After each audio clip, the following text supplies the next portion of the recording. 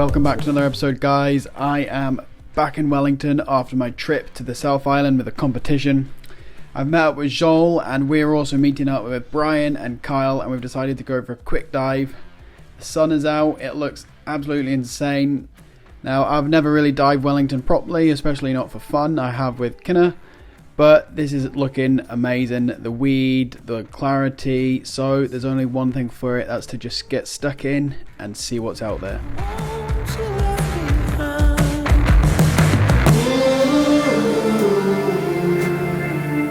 Home to the mountain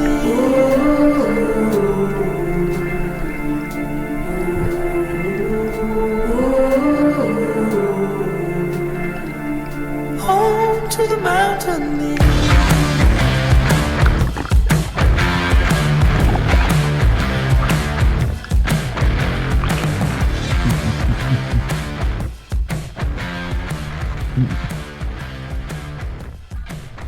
The viz was looking very promising. We started out in the shallows where it wasn't looking like there was much going about, even though it was really good ground, so we decided to push out even wider down this point. Now, with a couple of sticky sinuses, I decided to take it easy for now and just stay on the surface and do a bit of filming. You can see here you've got Joel on the bottom as Brian is buddying him at the top. Now this is a perfect system, especially if you've got the boys to do it. We had plenty of boys in the water to buddy each other, which was good. It just makes us much safer diving.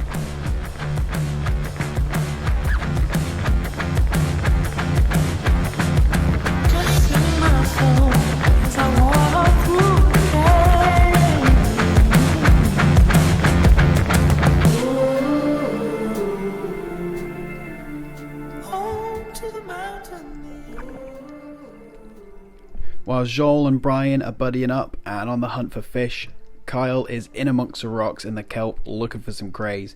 Now this is quite a pressurised area for spearfishing. There's a lot of people that come out of Wellington to dive here, so you really have to go that little extra effort sometimes, get right into the cracks and crevices and see if there's anything crawling about.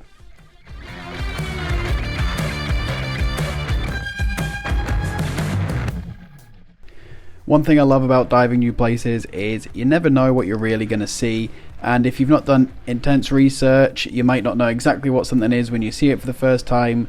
For this instance, now this thing is called a blind eel, I think, or a hagfish.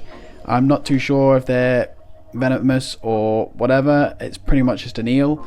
So I just enjoyed doing a bit of filming of it and gave it its space. It did give me the heebie-jeebies just a little bit.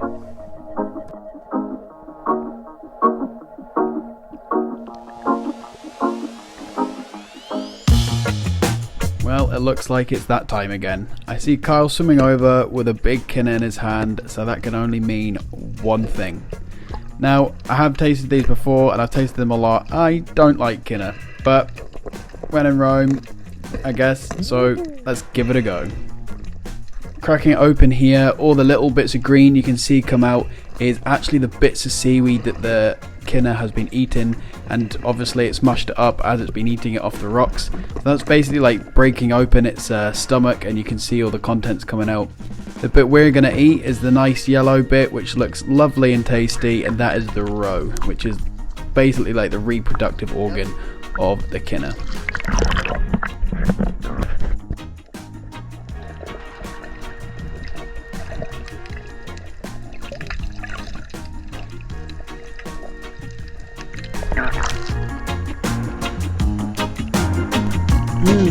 Just as tasty as I remembered.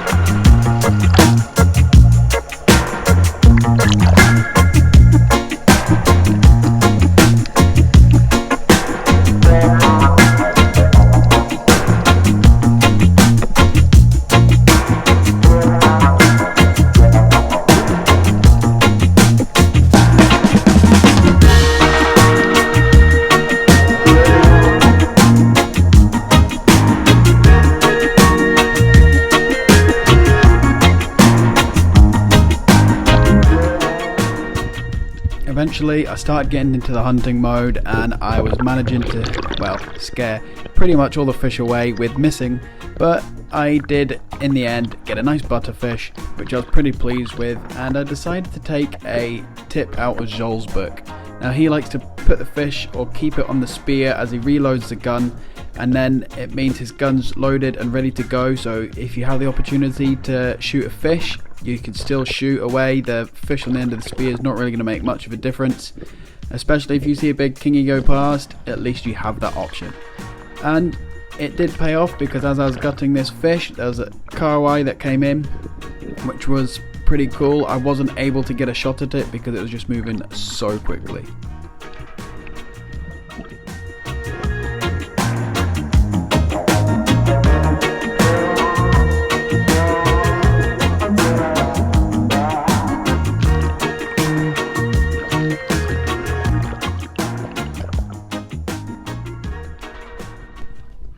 At this point, the tide started coming on pretty strong. Now, yes, that means it's a struggle to dive in, but it also turns it really fishy. As soon as the kahawai started coming in to me gutting the fish, all the other bait fish started coming in. So I decided to make the effort and see if I could get to the bottom, and thankfully my sinuses were perfect. So I got right stuck to the bottom, and you can see here all the bait fish. You've got blue cod, they're hanging all around the bottom, and there's koru everywhere as well. And I just love sitting and watching this sort of thing. But eventually I get down again, and there's even more fish. I was just waiting for that moment for a big kingfish or something to come in. Unfortunately, there's no kingies, but this blue moki decided to come flying in, and I was not going to miss this opportunity.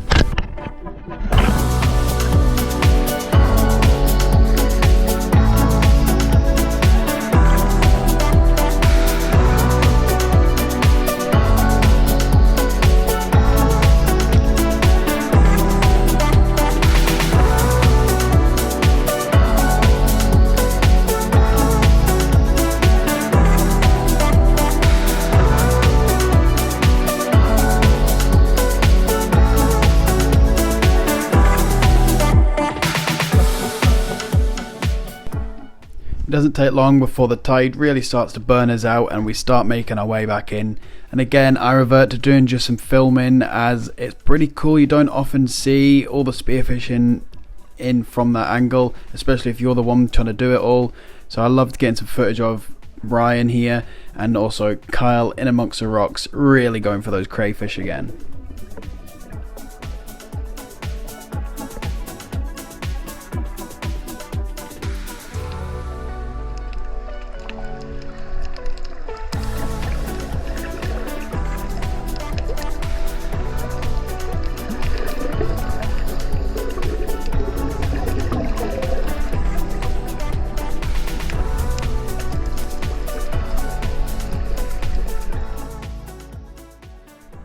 It turned out to be a pretty good day, and we've all come back with something for the table as well. I'm very happy with what I've come back with, but just the diving and being in the water with the others, it's been great diving with Brian and Kyle, as I've been speaking to them for a while, and so it's really good to actually meet them in person and get in the water with them. So we just did a bit of a clean up of the fish, the scales off, the gills out, and all the remaining guts, and it just goes back into the sea, the ecosystem, and in this sort of sea, it doesn't last long anyway. It also prevents a lot of mess coming back to the kitchen, so the fish are nice and clean and are ready to cook.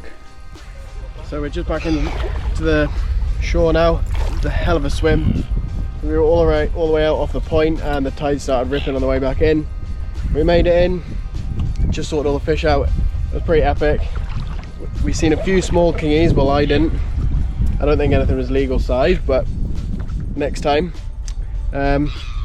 I'm waiting for surface kingy because my sinuses are still all crappy, but I had a great time diving with the boys, and I look forward to more diving in the future.